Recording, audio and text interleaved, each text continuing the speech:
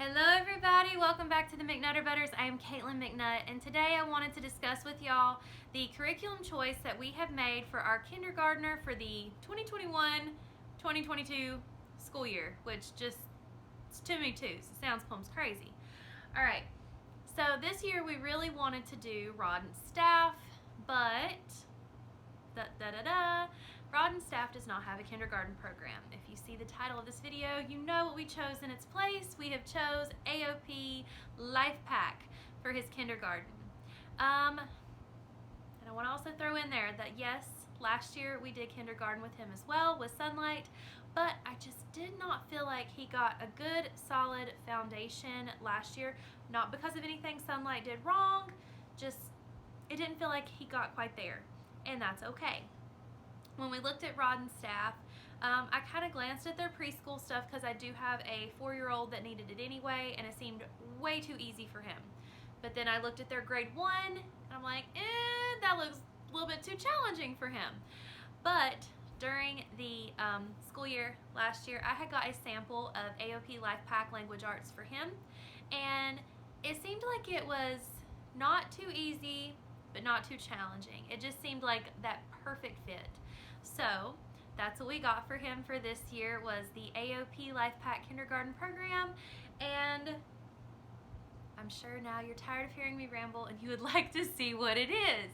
Alright, so when you order the AOP lifepac, you get 2 teacher guides, one for language arts and one for math. And then you get 4 workbooks, 2 language arts, and 2 math. So, real simple. In their teacher's guide for language arts, they have basically what the page is for the lesson your kiddo is going to do and the answers. They have materials needed, objectives, extended activities, suggested reading, and story time. So, stuff like that. So, pretty simple. Just a normal teacher's guide. And then for their math, it again, real simple, shows the page your kiddo is going to do, has materials needed, the objective, what they're supposed to be learning. So there you go, just a simple math teacher's guide. Let's be real, the workbooks are the heart of this. Alright, so for language arts and for the math, it was kind of interesting because I found that book 1 was almost like a review. Like looking through it, I was like, okay, this looks like this is going to be quite the review for him. But then I got to book 2 and I'm like, there's where the challenge comes in. So I had honestly thought about just skipping the book 1 in both of these. And then I was like, no, I don't know what he may have forgot over the summer, because 2 months to a 5-year-old little boy is a lifetime. So we are going to definitely do the book 1. And for the language arts, it's a lot of getting your letter sounds and circle the shape and some coloring and, all the basic kindergarten stuff, match the letter and things like that. So it's definitely going to be a review for him and practicing his writing. And speaking of practicing writing, at the back of book 1, there is writing practice. And it does say in the teacher's guide that when they get to a new letter in the workbook, you're to come back here and let them practice their writing. I don't know if they're supposed to do it all in one day or if they're supposed to break it up over the amount of time that they're working on that letter. I'm not entirely sure. But my plan is just when it comes to that letter, let him have his writing practice, and when he's just like, okay, I've done 2 lines and I'm exhausted. Like, if it gets to that place, I'll be like, okay, we can do more tomorrow. And if he ends up doing the whole page and is like, let's do another, because that's sometimes how he is. He actually really likes workbooks, which throws me off because that's not my personality. I don't really like workbooks. I love the Charlotte Mason method with narrate back to me and let's read books, and he's just like, no thank you. So yeah, So he does like the workbooks. So that was book 1 in the language arts. And then in book 2 in the language arts, like I said, it starts getting just ever so slightly more challenging. Still working on your letters, you know, circle the letter, trace the words, write the word. And then it also starts working on blends, like shh. It says, make a story with your shh words. I'm like, oh my goodness, how exciting. And I'm curious to what kind of blend, kind of words and stories he will come up with. This is so funny because I did the same thing with Alyssa that I did with Titus when they got to this blend. I'm like, it's Voo. And they, like, even last year when he was like working on reading and stuff, when he saw like the word the, he was Voo. E. The.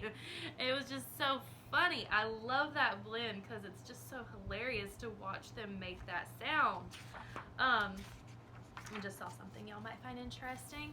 You got all these different blends here, and like you're circling which blend goes with which picture and things like that. So that to me is definitely the perfect challenge for him in the kindergarten year.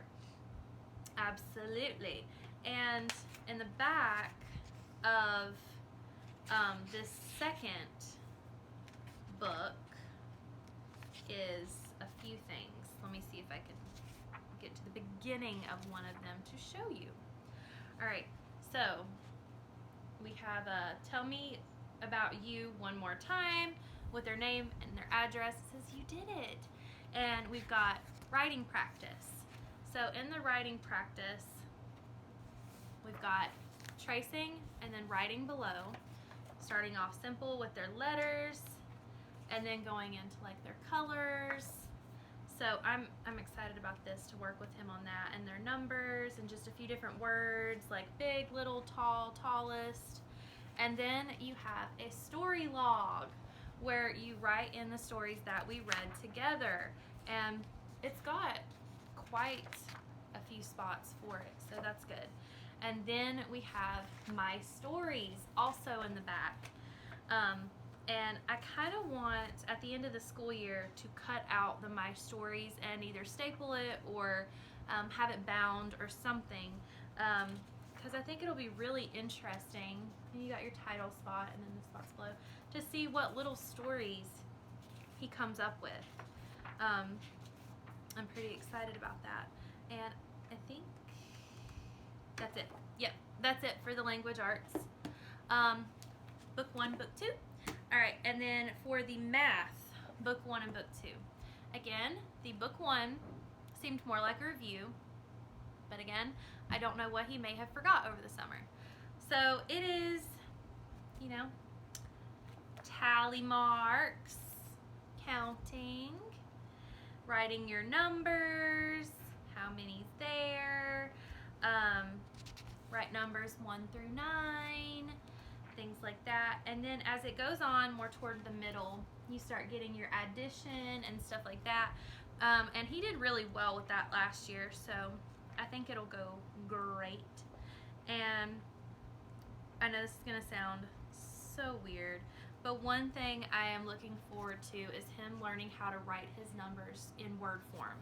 I know that might sound weird, but I just did not see it in sunlight, so I'm looking forward to him getting that foundation. So yeah. And then in book 2, gets just that little bit more of a challenge. It makes Mama happy. It starts going into subtraction. And he actually had a little bit of an issue with subtraction last year. I had to teach it to him like taking away candy. Like, Mama took the candy. How many do you have left? And he's just like, what? My dog is barking at the door. I will let her in just a moment because I know how hyper she will be and she will knock down my stand. All right, so then we got learning about how to tell time, which is kind of funny because I don't know how many people actually use an analog clock anymore when we have phones. But it is a skill that needs to be learned, so it's all good. I had thought about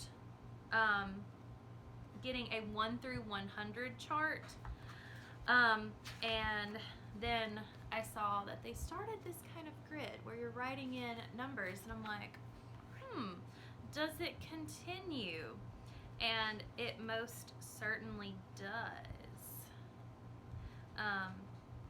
So like right here, listen and write 1 through 99. So it definitely has that, which makes me very, very happy. So that way I don't have to buy a 1 through 100s chart, and I don't have to figure out how to kind of weasel that in for him. They also have counting money, and when you are learning your numbers in word form, how to add them up from there, which I thought was pretty cool. So yeah. Oh my gosh, he's a piggy. So yeah, I think that will be the perfect challenge for him. And yeah, I instantly start thinking, oh my goodness, what about next school year? Are we gonna let him go to Rod and Staff? Is he gonna do so good with LifePac that we just stick with LifePac? And my brain just starts going la la la la la, and my husband's like, stop. He's like, let the next school year be worried about the next school year. And I'm like, you're right. We haven't even started yet. I think we're gonna start in 2 weeks, because next week my husband is off work, so we will start the week after that. And we're really looking forward to it. So in the next video, we will be, or I will be telling you guys about the curriculum that we will be using for our 4th grader, which again, sounds crazy. This school year, this will be our 5th year homeschooling, and I'm just like we just started, what?